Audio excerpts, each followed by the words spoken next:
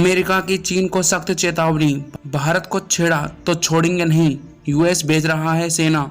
जहां एक तरफ दुनिया कोरोना से जूझ रही है, वहीं दूसरी तरफ चीन अपनी नापाक हरकतों से बाज नहीं आ रहा है। हालांकि इस समय अमेरिका की उस पर कड़ी नजर है। अमेरिकी विदेश मंत्री माइक पोम्पियो ने गुरुवार को कहा कि भारत और दक्षिणी पूर्वी एशिया के लिए चीन एक खतरा बनता जा रहा है। इसको देखते हुए संयुक्त राज्य अमेरिका यूरोप में अपनी सैन्य उपस्थिति कम कर रही है। जर्मनी से हटाई सेना, चीन को देंगे जवाब। पोम्पियो से पूछा गया था कि अमेरिका ने अब जर्मनी में अपने सैनिकों की संख्या में कमी क्यों की है, जिसका जवाब देते हुए अमेरिकी विदेश मंत्री ने कहा कि अगर अमेरिकी सैनिक वहां नहीं थे तो यह इसलिए है कि उन्हें अन्य स्थानों का सामना करने के लिए ले जाया जा रहा था। चीनी कम्युनिस्ट पार्टी भारत के लिए एक खतरा है। इसके साथ ही वह वियतनाम, इंडोनेशिया, मलेशिया, फिलीपींस और दक्षिण चीन सागर के खिलाफ भी हरकतों को अंजाम देने में लगा हुआ है।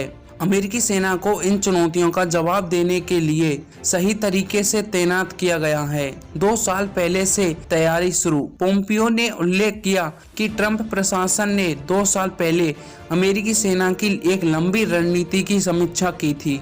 अमेरिका ने अपने सामने आने वाले खतरों के बारे में बात की थी कि कैसे उसे अपने संसाधनों का उपयोग करना चाहिए, जिसमें खुफिया और सैन्य और साइबर शामिल है।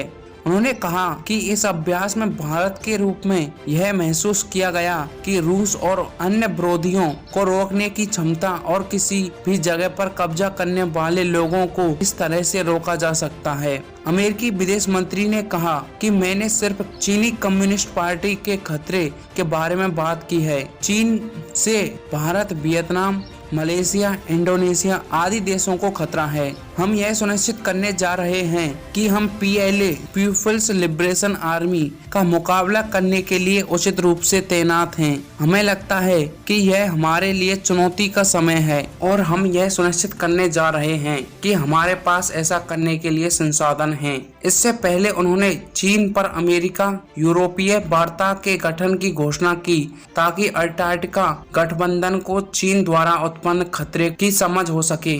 पोम्पियो ने कहा कि दोनों पक्षों को चीन की कार्रवाई पर एक सामूहिक डेटा सेट की आवश्यकता है ताकि दोनों एक साथ कार्रवाई कर सकें। चीन की धमकी के बारे में बोलते हुए उन्होंने बीजिंग की दक्षिण चीन सागर गतिविधियों और उसकी शिकारी आर्थिक नीतियों के सबूत के रूप में है।